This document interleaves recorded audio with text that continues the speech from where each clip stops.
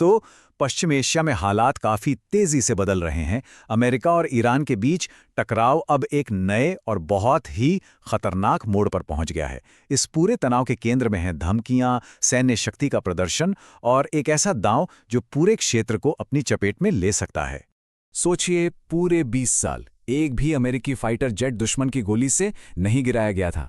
चाहे वो अफगानिस्तान हो या इराक, आसमान पर अमेरिका का राज एक तरह से अटूट माना जाता था। लेकिन अब वो 20 साल का रिकॉर्ड टूट चुका है। तो सवाल यही उठता है कि आखिर ये हुआ कैसे? एक ऐसी ताकत जिसे अजेय माना जाता था, उसे निशाना कैसे बनाया गया? चलिए इसी की तह तक चलते हैं। सबसे पहले बात करते हैं उस घटना की जिसने अमेरिका के 2 दशकों के हवाई दबदबे को एक झटके में तोड़ दिया और इसे एक बड़ी शर्मिंदगी झेलने पर मजबूर कर दिया।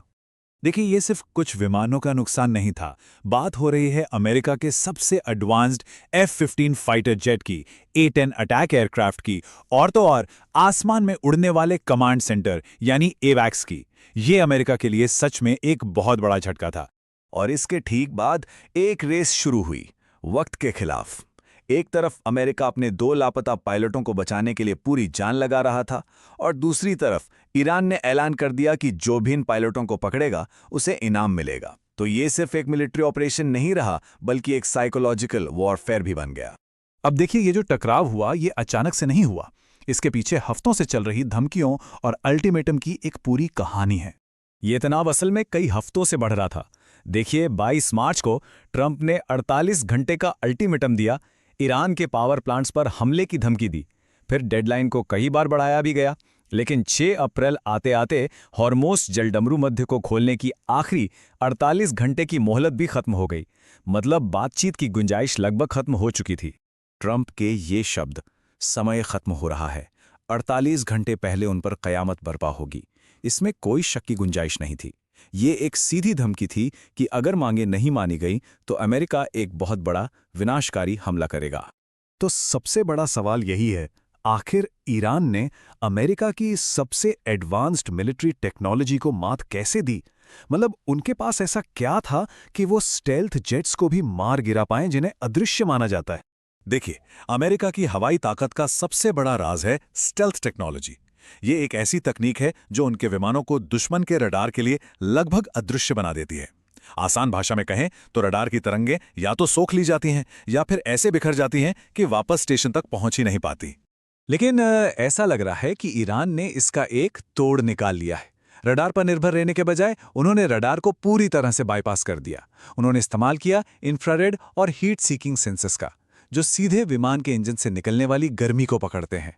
अब इसके सामने स्टेल्थ टेक्नोलॉजी भी एक तरह से बेकार हो जाती है। एक्सपर्ट्स का मानना है कि इसके पीछे 3 सिस्टम हो सकते हैं।